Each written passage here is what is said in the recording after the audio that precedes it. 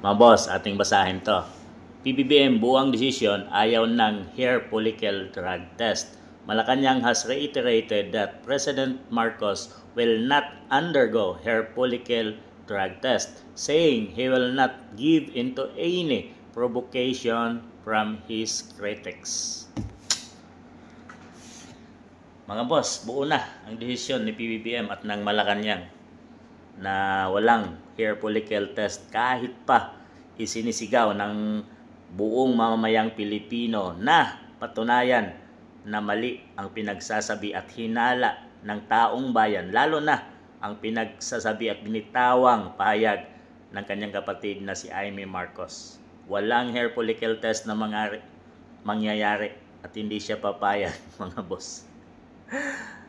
Meaning, it's a yes na bakit takot ang PBBM admin na gawin ito? May tinatago ba? Dito ay magpapalinaw at magpapatunay na kung gagawin niya ang hair follicle test, mga boss, ay malilinis ang pangalan niya. At dito magkakaroon ng tiwala ang mamayang Pilipino para sabihing talagang malinis at walang tinatago ang ating presidente ng bayang Pilipinas. Mga boss, inyong palagay, bakit kaya ayaw?